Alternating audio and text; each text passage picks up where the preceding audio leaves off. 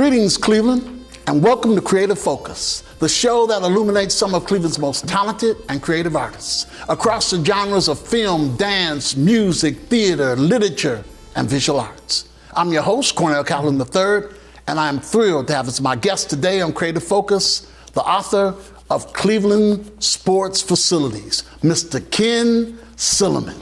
Ken, welcome to Creative Focus, man. Let's chop it up. Good morning. So, first of all, I missed you at the Y Sunday.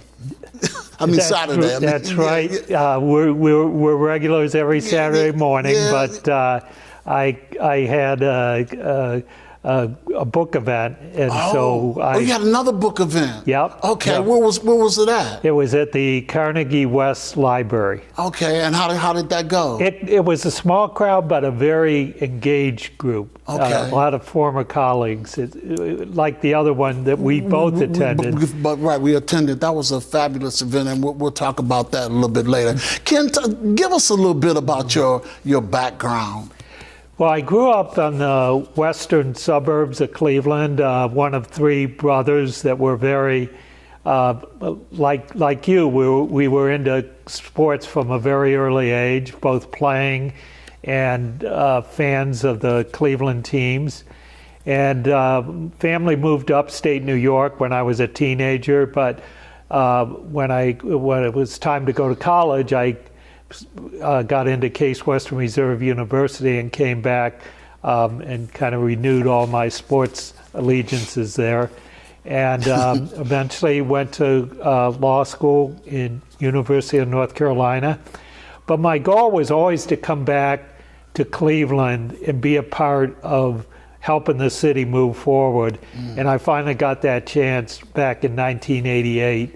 And I stayed around until I retired in 2017. And what were some of the positions that you held for the city of Cleveland? Well, it started out in the Cleveland Law Department, and then in 1995, I moved up to Mayor Michael White's office. I was an executive assistant for development. And then when Mayor Jackson ran for mayor and won, he gave me the opportunity to serve as his chief of staff. So from 2006 until the 2017 retirement, that's what I did. What was the inspiration for the book, Cleveland Sports Facilities? What drove you? Well, as I said, I retired in June of 2017, and sort of like the Godfather 3 movie where Michael Corleone says, I keep trying to get out and they keep pulling me back in. As I was going out the door, Mayor Jackson and County Executive Budish appointed me to the Gateway Board, which manages the ballpark and the arena. Right.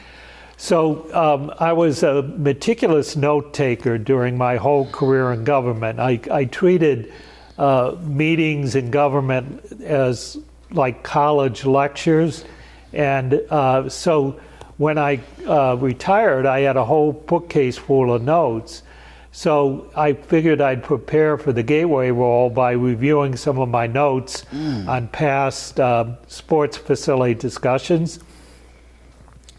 And as I got into that, I realized there was a real story to be told here, given that it goes back to 1988.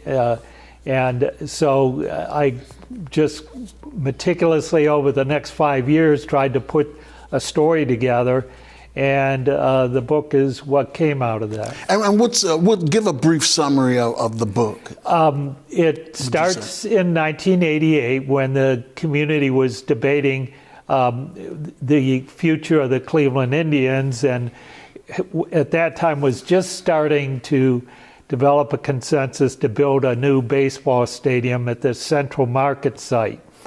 And then it carries it through the whole Gateway process, the 1990 vote on the sin tax, which was really the public contribution towards the new baseball stadium and to induce the Cavaliers to relocate from Richfield Coliseum back downtown. And it gets into how the facilities were funded, how they were constructed, some of the negotiations with the teams. And then it gets into the mid-'90s and the whole Brown story, highlighted by the team owner in November '95 announcing he was taking the team to Baltimore, and all those negotiations. And eventually the building of the football stadium on the lakefront at the same location that the prior stadium was. And then through this century, the focus is more on renovations and keeping the facilities up to date and competitive with recently opened sports facilities around the country. And I figured that I was in a position to tell an inside story of how these facilities get designed, negotiated, built, and maintained. And that was the idea. And also how to keep our teams from relocating somewhere else. Absolutely. Yeah. And what do you hope people will take from the book? Well, there are two things that motivated me to write the book. One was to pass the torch to future generations. In other words, there's a lot of history in our negotiations with the three sports teams. And I wanted to capture that. There's a saying that those who fail to remember the past are condemned to repeat it. And I wanted to do something that really told the story for people that are in my position and elected positions in the future, Cleveland and elsewhere, of how these deals get done and what the issues are. The second purpose was really to sound an alarm, because the public price tags for some of these facilities is getting way, way out of hand. In the last year, we've seen public price tag for new football stadiums in Buffalo and Nashville, Tennessee, exceeding $1 billion. And that's got to change, because there are many other civic needs that can't be met when you have to spend that kind of cash to keep your team in town. What would you say was the biggest challenge in writing Cleveland sports facilities for you? I didn't really have any huge challenges. It was a matter of just sticking to it and trying to tell a story in a way that you're not just reciting meeting minutes, but you're actually telling a narrative of how things progress. Probably getting the rights to the photographs was the biggest challenge. That's you got to find out who took the photograph and then negotiate with whoever that is. Or many of mine came from the plain dealer, so I had to deal with the publisher, the plain dealer, and. Were those hard negotiations? Actually, Chris Quinn was very accommodating and made a very reasonable deal with me on the dozen or so plain dealer photographs. How long did it take you to complete the book?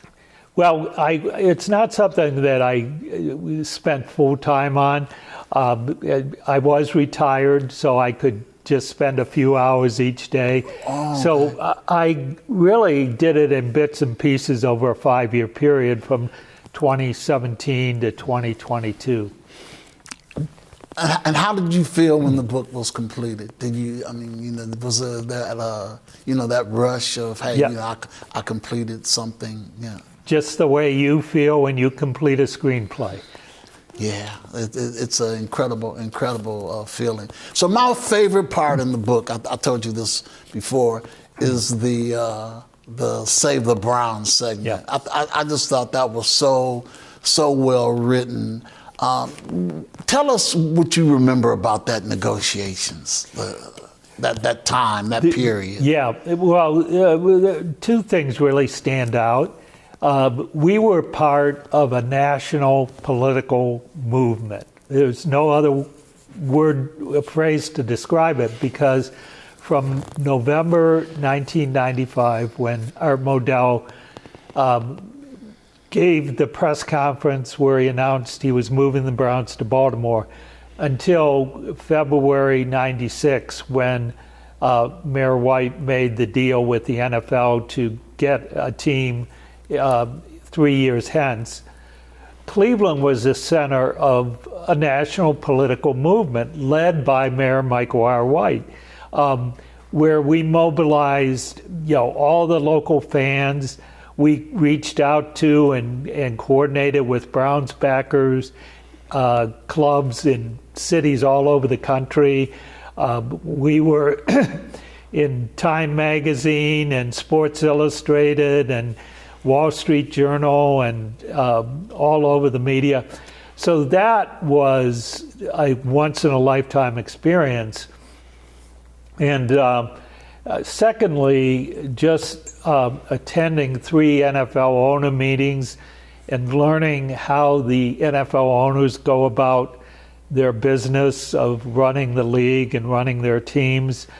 And that was kind of like pulling the curtain back on The Wizard of Oz, seeing some of the machinations that go on at those owners' meetings. So, and correct me if I'm wrong. There was a part in the book where the voters of Cleveland had to vote for, was that the sin tax, when it was almost it was sort of like it was.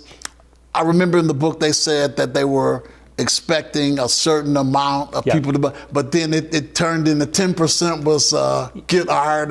Talk about that a little bit. That's so great in that book. Yes. Well, the original sin tax was passed in 1990. It was a tax on cigarettes and alcohol, and that really was the primary public funding source for the Gateway project, the ballpark and the arena.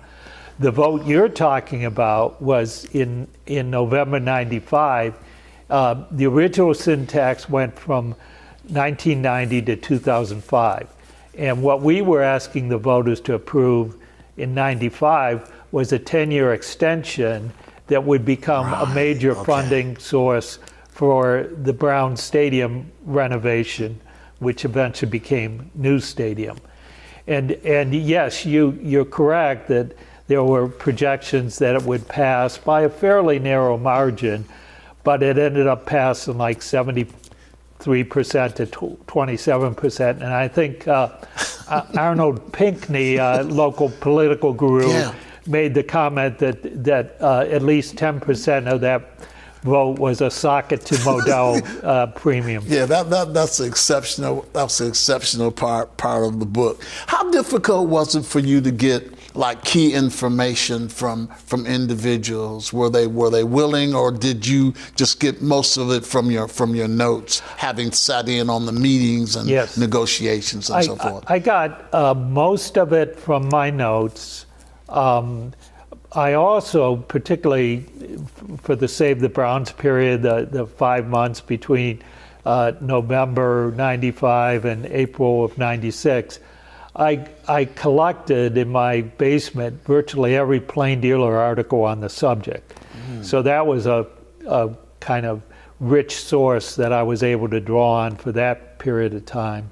I did some legal research. There's a journal called the Marquette Sports Law Journal, and in the later part of the book, I talk about other cities and their challenges with stadiums, and a lot of that came from things like the Marquette Sports Law Journal.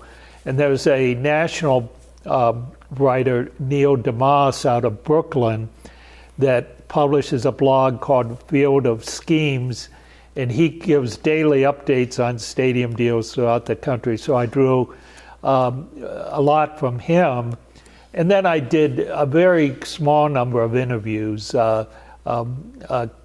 Council President Kevin Kelly was one. Former Mayor White Press Secretary Nancy Lessick was another. Not a lot of interviews. As you said, I drew mostly on my notes. So was there a big celebration after Mayor White got the deal done? I mean, did he call you guys into his office? Well, it was bittersweet because we would have to wait 3 years for a team. But there was a definite sense of accomplishment because no mayor of any American city had gotten a commitment to get a team back within 3 months of the team leading. So that was a groundbreaking situation there. What a lot of people don't understand about that whole fight is that Mayor White, for him, it was not just about football. It was about civic pride. It was about not letting a governor of Maryland and a wayward football team owner dictate Cleveland's future, but rather seizing control of our own situation and demanding civic respect in a way that was unprecedented. I have a clip I want to share with the audience of Mayor White talking about that deal. Let's take a look. Is it realistic to hope that you win in court and Art Modell is made to stay for the remainder of his lease and maybe even beyond? Or is it a more practical scenario to win in court and then that gives you some leverage and you can make a deal to bring a new franchise here under better circumstances? We have been wronged. The league knows it, the lawyers know it, Commissioner Tagliabue knows it, and America knows it. I think it is incumbent upon the commissioner, the league, and Mr. Modell to make it right. We are very reasonable people, but this must be made right. Given the present circumstances, would it be acceptable to the city of Cleveland to retain the Browns' name, retain the team's colors, and receive a promise that a new franchise was coming here immediately or close to immediately, and then let Art Modell take off for Baltimore? We want our team, we want our colors, and we want our name. But could our team be some team that isn't presently in Cleveland? That's not a matter that I'm going to discuss on nationwide TV. Was the city late to realize how serious this situation was? Did they take the Browns for granted while they were dealing with the Indians, dealing with the Cavaliers, building the Rock and Roll Hall of Fame? Did they underestimate how annoyed Art Modell was getting? The day before the election, Art Modell stood on the podium with Governor Glenn Dending saying they were having fun trying to sabotage our election, and 72% of the people in this community still voted to keep the Browns in town and to raise the money. All of that, Bob, in 331 days. We weren't asleep at the switch. We did every single thing the team and the owner asked, and we did it within an efficient amount of time. When was the last time you spoke to Art Modell? I have not spoken to Art Modell in more than 2.5 months. What would you say to him if he called you tomorrow? You know, Art, I've known you a long time. You've done a lot of good things in this town. But the very worst thing you've ever done in your life is what you did to Cleveland on November the 6th. You still have the opportunity to make it right by renouncing this deal and returning the Cleveland Browns here. If not, then we are obliged to fight you at every turn until we bring our team home. You know, and I remember that so vividly. So Ken, I got a good question for you. Because first all of all, your questions are good. Yeah. Thank you. I don't really care for nonfiction, you know, obviously because, you know, I'm a writer. But I love this book. And my question for you is, what was the challenge in being sure that this book would resonate with individuals beyond just, you know, facts about stadiums and negotiations? What drove you? I mean, what methods did you really use to accomplish someone like me saying, man, that's a good book? Well, the Save the Browns story more or less told itself, and that was relatively easy because it had its own internal drama that everybody could identify with, but there are other parts of the book where it was a challenge to keep the storytelling flowing and to be above and beyond just a recitation of facts and history.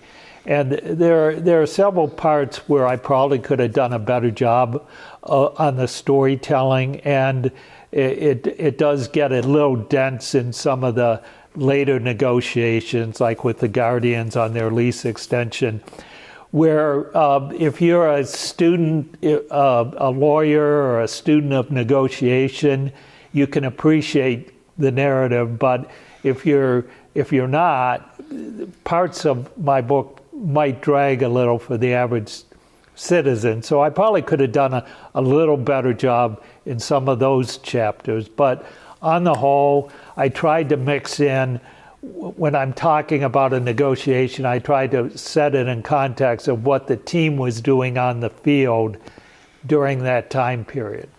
But I also enjoyed the Guardians part. At the time, I guess it was the Indians at the time, but the negotiations in terms of whether or not they may leave Cleveland. And there is in this whole sports franchise business something that, again, the writer I mentioned earlier, Neil DeMoss, calls a non-threat threat.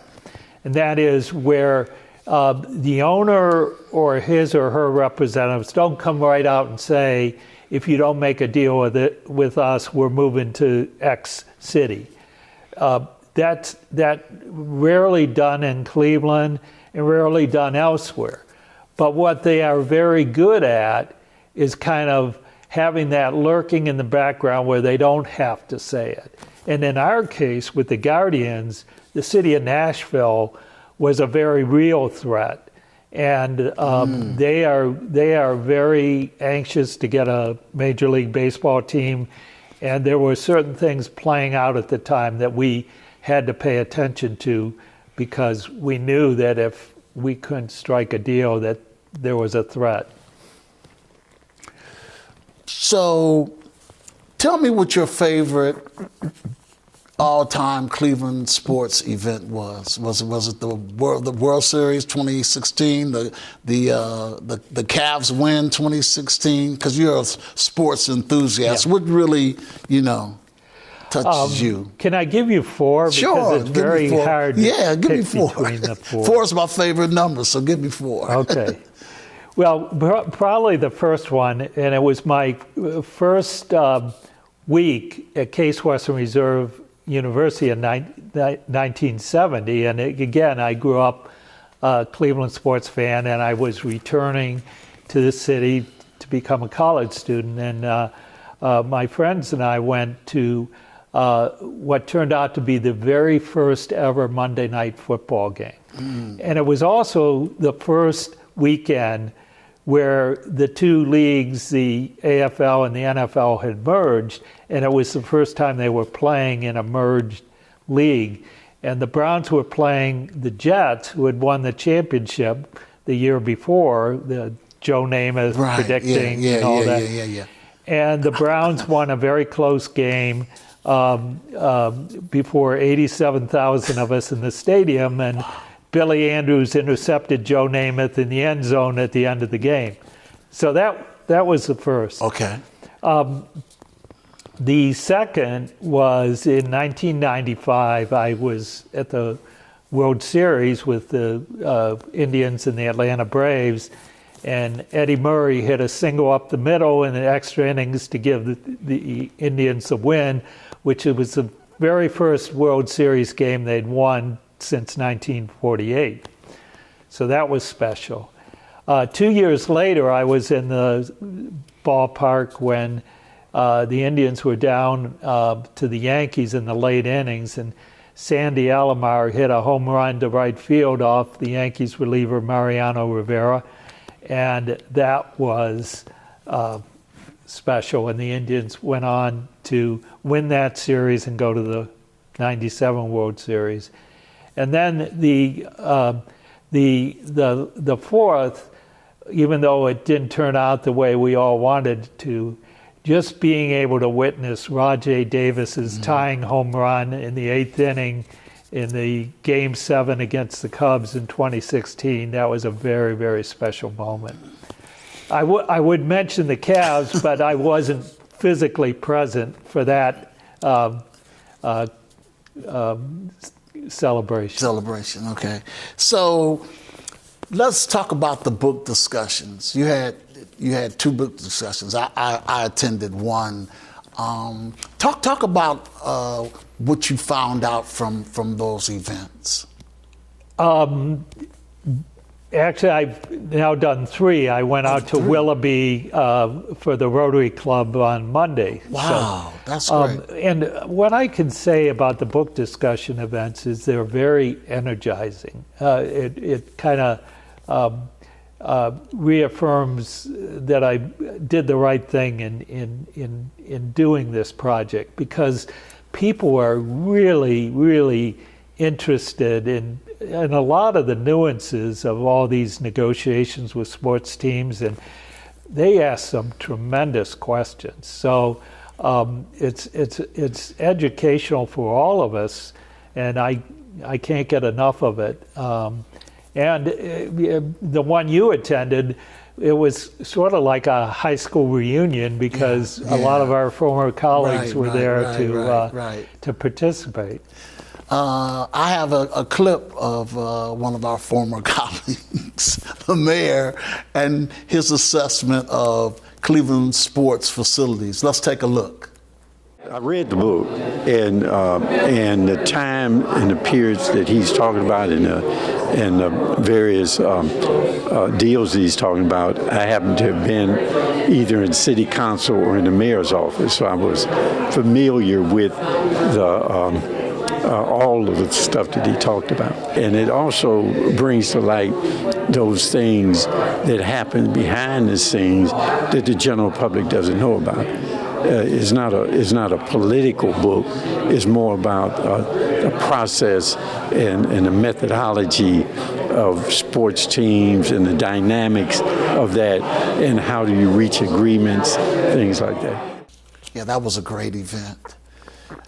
Ken, talk about the landscape in terms of sports and how it's changed from like when we were growing up to now. What's the big draw? What's the big issue now? Well, we both grew up in like the 50s and 60s, and to me the biggest change is the dominance of TV and how it impacts everything about the sports. It's really what the NFL used to become like the #1 sports league, and secondly, the value of the teams and the money that comes into the owners has just multiplied at an incredible rate since like 1960. It's a whole different environment. What are you most proud of when it comes to the book, would you say? I would say a couple things. First, telling the story of the whole Save the Browns effort. And although books have been written about that, nobody's written about it from the perspective of a city employee.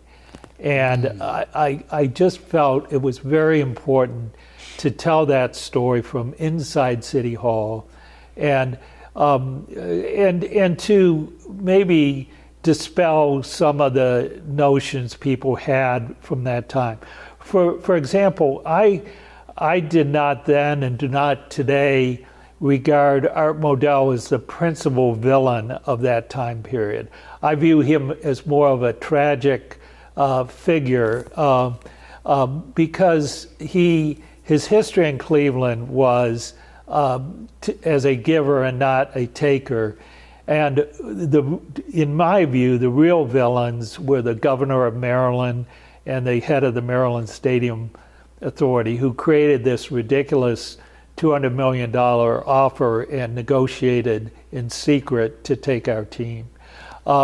And the other part of that story was being able to dispel another perception that the politicians dropped the ball thereby freeing Modell to leave Cleveland. And that just was not true at all. And hopefully by my description of the brick-by-brick approach that Mayor White and the other elected officials took towards satisfying the Browns, that they were doing their jobs. They were doing their jobs. Now, where can people get the book if somebody wanted to buy the book right now? Most of the major book retailers, Amazon, Barnes & Noble, Books A Million, Walmart, Target, if you go to any of those websites, and they all have book search engines where you enter something. If you enter either my name, Ken Silliman, or the title of the book, Cleveland Sports Facilities, the book will come up, and you have the option of buying the ebook for $5.99, the paperback, I think it's $21.99, or the hardcover, $29.99. Great. Okay. Thanks. Ken. It's a wonderful book. Thank you so much for being on the show. Thank you. I'd like to thank my special guest, Ken Silliman, for hanging out with us today on Creative Focus. So that's it, Cleveland. We're out. But remember, a true artist is not only inspired, but inspires others. I'm Cornell Calhoun III for TV 20 and Creative Focus. Until the next time becomes our time, be well, be safe.